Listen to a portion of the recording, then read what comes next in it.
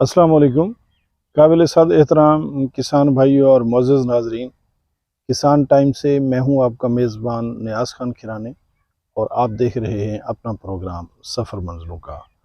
नाज़रीन, जैसा कि हमने बिलंगू पर एक तारफ़ी वीडियो लास्ट ईयर जनवरी में दी थी और पूरे मुल्क के तूल व अर्ज़ में बल्कि पूरी दुनिया में अल्हम्दुलिल्लाह कोई 20 लाख के करीब लोगों ने उसे देखा और लोगों जो मालूम भी नहीं था जिन लोगों को कि बिलंगू क्या चीज़ होती है, उन्होंने इसके बारे जाना और फिर इस साल बिलंगू काश्त किया। हमने बिलंगू की काश्त के वक्त भी वीडियो दी, फिर उसकी सफाई के वक्त भी वीडियो दी। हमने बाकायदा तौर पर बिलंगू का खाद प्लान भी दिया, बिलंगू की हसास पोजीशनें भी बताईं और उसके मरहलावार जो भी तब्दीलियां आती जा रही हैं सारी की सारी हम आगाह करते जा रहे हैं। आज की वीडियो बिलंगू के मुतालिक अहम तरीन वीडियो है। वो दोस्त जिन्होंने बिलंगू काश्त किया है उनके लिए ये अहम तरीन वीडियो है कि फरवरी का महीना लगने जा रहा है।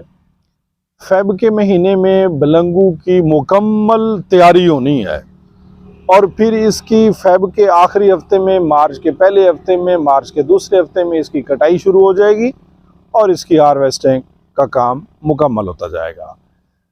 नाज़रीन, जब बिलंगू इस स्टेज में आ जाए, जैसा कि ये नीचे कैमरामैन आप लोगों को दिखा सकता है, जिस स्टेज पर बिलंगू अब पहुंच चुका है, बिलंगू को जब हम काश्त करते हैं तो उस वक्त हम बिलंगू को ऐसे यकमुश्त कोई खादें वगैरह देकर ऐसे ही फ़ौरन नहीं उठाते, बल्कि हम चाहते हैं कि कुछ अरसा बिलंगू ज़मीन के साथ पड़ा रहे।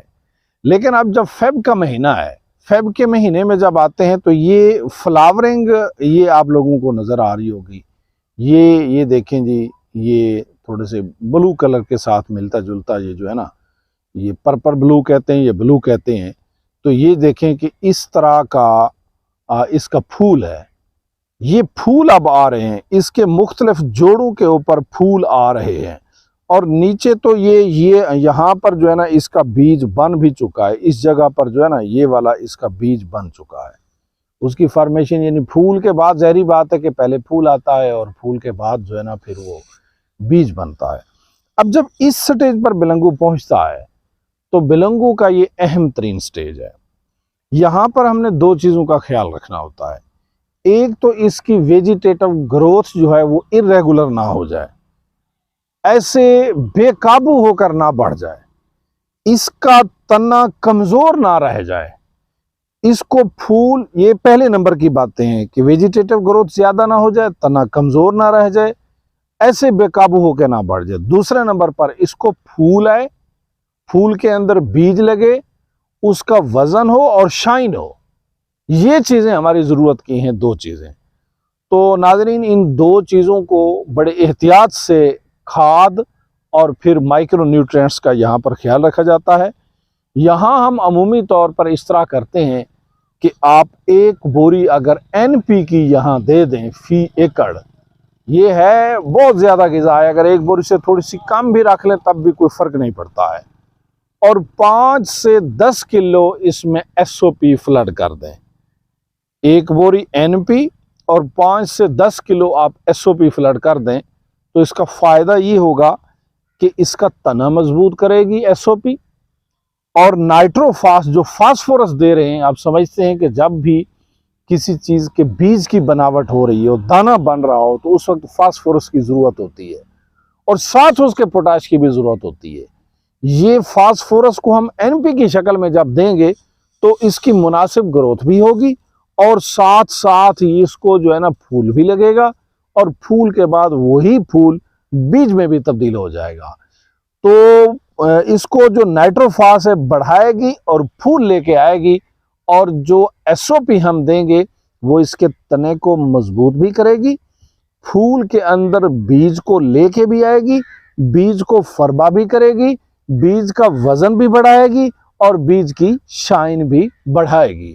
तो नाज़रीन, आज की इस बात में जो हमें अहम तरीन बात नज़र आई है कि इसको फेब के पहले हफ्ते में मैं समझता हूँ हर सूरत, क्योंकि इसके आखिरी 30 दिन हैं, आखिरी 30 दिनों में जो इसने तैयार करना है वही हमारे आगे काम आना है।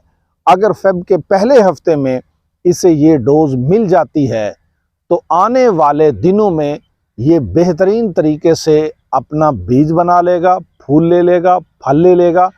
क्योंकि जब फेब मिड गुजर जाए उसके बाद इसको पानी देना तो ऐसे है कि नुकसान के मुतरादिफ है। जैसे ही हम इसको पानी देंगे या हम इसको कोई इस तरह की खाद देंगे तो ये सीधा स्पोर्ट में खड़े होने की बजाय ये गिर जाएगा, और जैसे ही गिरेगा तो यील्ड में नुकसान हो जाएगा। नाजरीन, यहाँ मैं बताता चलूँ, इस स्टेज पर किसी सूरत अपने फील्ड को यूरिया मत दीजिएगा। ना ही इस स्टेज पर आपको गवारा देने की ज़रूरत है, ना ही यूरिया देने की ज़रूरत है। अगर यूरिया दोगे तो ये कच्चा हो के ये गिर जाएगा, टूट जाएगा और आप लोगों को यील्ड का नुकसान होगा। इस स्टेज पर सिर्फ और सिर्फ आप लोगों ने नाइट्रोफास देनी है और एसओपी देनी है। अगर नाइट्रोफास और एसओपी आप इसको बर वक्त दे दें तो आपको 8 से 14 मन की आमदन हासिल हो सकती है। और आप समझते हैं कि ये जो बिलंगू की 8 से 14 मन की औसत है, तो बिलंगू का रेट इस वक्त क्या है? लास्ट ईयर तो लोग हमारे साथ गलत बहस में वैसे करते रहे। जब हम 40,000 बताते थे तो लोग कहते थे नहीं जी ये तो 25,000 रेट भी नहीं है। और फिर हमने बात लगा दी, हमने कहा पूरे मुल्क में जहाँ भी बिलंगू पड़ा है हमें 25,000 में ला दो, तो तब वही वाले लोग फिर भाग गए। तो नाजरीन, इसका 50,000 के ऊपर नीचे रेट इस वक्त भी मौजूद है। और याद रखिएगा, इंशाअल्लाह ताला सीज़न में इससे रेट बढ़ेगा, कम नहीं होगा। गर्मियों में इसका रेट लास्ट ईयर भी 58,000 60,000 तक गया था। इस साल भी हमें अल्लाह पे उम्मीद है इंशाअल्लाह ताला इसका रेट वहाँ तक जाएगा। और आपको पता है कि अगर आपके 10 मन भी आपको हासिल हो जाएं तो आप 50 के साथ ज़रब लगा के अंदाज़ा लगा सकते हो। पर ख़र्च इसके ऊपर कुछ भी नहीं है, जैसा कि हम आप लोगों को पहले कई मरतबा दिखा चुके हैं। इंतहाई कमज़ोर रेतली ज़मीन के ऊपर भी ये बेहतरीन हो जाता है और 25-30 हज़ार खर्च करने से फसल तैयार हो जाती है। नुकसान मिन जानिब अल्लाह है, बारिशों से एहतियात करनी पड़ती है। जब पक जाएगा तो इसकी जो हार्वेस्टिंग है वो फास्टली करवानी होती है। अगर बारिश का समा हो तो फिर इसको इकट्ठा करके इसके ऊपर पॉलीथीन यानी शापर बिछा देना होता है ताकि ये ज़ाय ना हो जाए। और मुसलसल शापर में भी नहीं रखना, ऐसा ना हो कि उसके अंदर पड़ा हुआ भी गल जाए, वहाँ पर फिर इसको हवा भी लगवानी होती है। कुछ एहतियाती तदाबीर हैं जो हमने आप लोगों को बताई हैं। वक्त के साथ साथ इंशाअल्लाह ताला मज़ीद भी बताते रहेंगे, आते रहते हैं बेहतरीन आइडियाज़ लेकर आप लोगों के साथ इंशाअल्लाह ताला हाजिर होंगे फिर एक बेहतरीन वीडियो के साथ। तब तक के लिए मुझे और मेरी टीम को दीजिए इजाज़त। अस्सलामु अलैकुम।